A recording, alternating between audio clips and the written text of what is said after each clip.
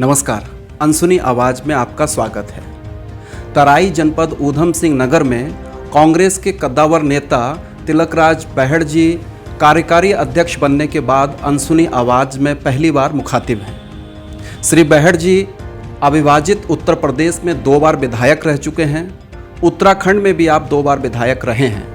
ND Tiwari ji की सरकार में आप सूबे के स्वास्थ्य मंत्री रहे और अब एक नई जिम्मेदारी के साथ आप किच्छा विधानसभा चुनाव से 2022 में चुनाव लड़ने की तैयारी कर रहे हैं। तराई जनपद ऊधम सिंह नगर में 9 विधानसभा क्षेत्र हैं, जिनमें से 8 पर भाजपा का कब्जा है।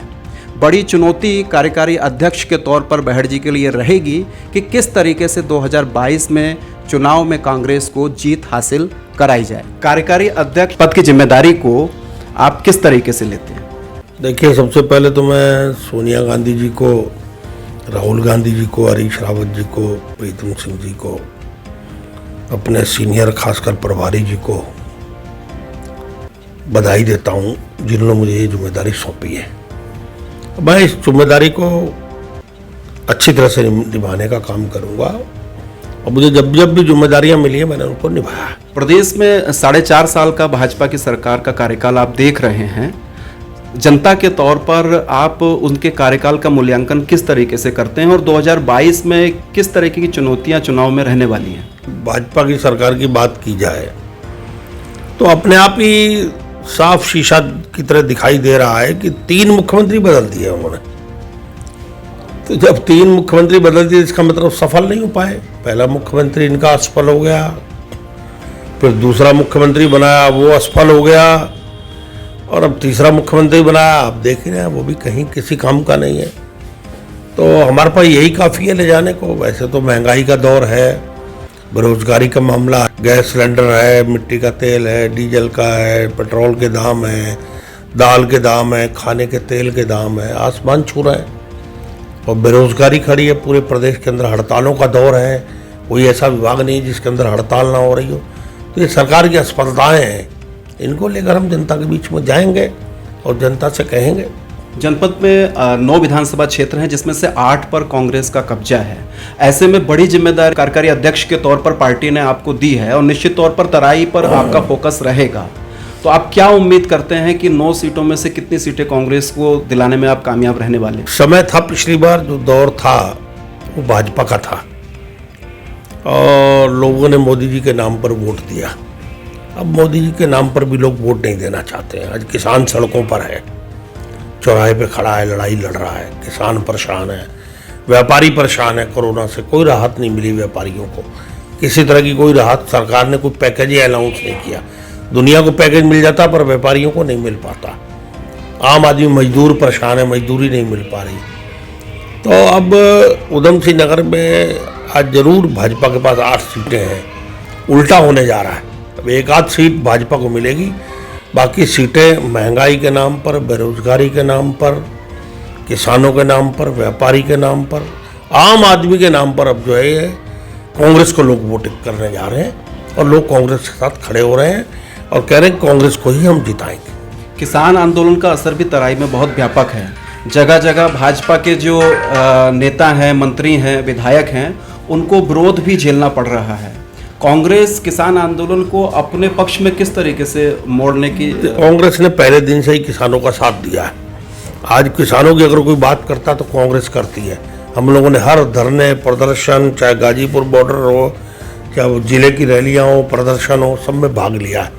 और किसान के पास भी कोई और रास्ता नहीं है। भाजपा से निपटने के लिए इस जो तानाशाही सरकार चल रही, चाहे केंद्र की हो चाहे प्रदेश की हो, इससे निपटने के लिए किसान भी समझता है कि कांग्रेस के साथ खड़े होंगे तभी ये निपटेंगे। इसलिए किसान हमारे साथ और हम किसानों के साथ हैं। आप 2 बार रुद्रपुर शहर से विधायक रहे हैं। इस बार आपने 2022 के चुनाव में किच्छा से चुनाव लड़ने की इच्छा जाहिर की है, ऐसा क्यों? देखिए, मैं पहले से भी किच्छा ही लड़ना चाहता था। पिछली बार प्रभारी जी ने मुझे कहा कि आप किच्छा लड़ लो। इससे पिछली बार में हरीश रावत जी आ गए। तो मेरे यहाँ क्योंकि गृह क्षेत्र भी किच्छा है, सब कुछ है और मैं किच्छा से चुनाव लड़ना चाहता हूँ। वहाँ की जनता मुझे चाहती है और जहाँ की जनता चाहती है वहीं चुनाव लड़ना चाहिए। आपके निकटवर्ती प्रतिद्वंदी जो भाजपा के विधायक हैं राजेश शुक्ला जी, उनका ये कहना है कि जब शहर बंट रहा था, विधानसभा क्षेत्र का परिसीमन हो रहा था, तो बहड़ जी को किच्छा चुनना चाहिए था, उन्होंने नहीं चुना, तो आज उनको यहाँ नहीं आना चाहिए। और कुछ एक आपके पार्टी के लोग भी इस बात को कह रहे हैं कि बहड़ जी को रुद्रपुर से ही चुनाव लड़ना चाहिए। आप कद्दावर नेता हैं, रुद्रपुर सीट से चुनाव कौन लड़ेगा? ये तो पार्टी तय करेगी कौन कहाँ से लड़ेगा। मैं तो अपनी इच्छा प्रकट कर सकता हूँ, मैंने एक इच्छा से इच्छा प्रकट की है।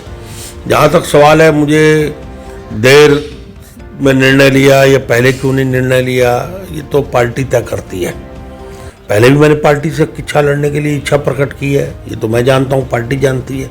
पर पार्टी ने मुझसे कहा, इस बार भी मैंने एक इच्छा से इच्छा प्रकट की है, पार्टी जहाँ से मुझे टिकट देगी मैं वहाँ से चुनाव लड़ूंगा। राजेश शुक्ला जी के लगभग 4.5 साल ये सत्र के हो गए हैं और टोटल लगभग 9.5 साल का कार्यकाल है।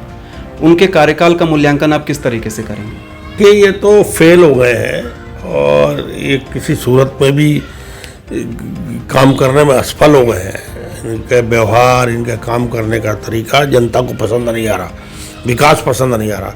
हमारे यहाँ कहते हैं ना, गोबर का लेपन डालते हैं घर की सफाई के लिए और आंगन को सुंदर करने के लिए, वही सड़कों पे लेपन कार्य चल रहा है। जबकि सड़कें लोग चाहते हैं नई बने, हॉट मिक्स बने, मजबूत बने, कम से कम एक सड़क की 10 साल आयु हो कम से कम। वो लेपन चल रहा है, एक बरसात भी नहीं झेल पाएंगी। तो खाली ऐसा लेपन कार्य करके जनता को ठगने की जरूरत नहीं है। तो वही स्थिति है, जनता समझ रही है और जनता इस समय परेशान है, बदलाव चाहती है और उसी का इंतजार कर रही है।